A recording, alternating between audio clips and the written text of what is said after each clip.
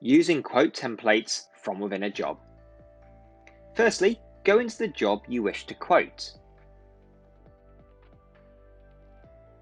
Then, navigate to your in-job quotes menu using the top bar.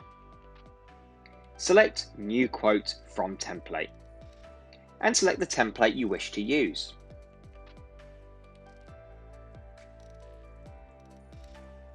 You can then make any updates to the quote if required, before approving and sending to the customer.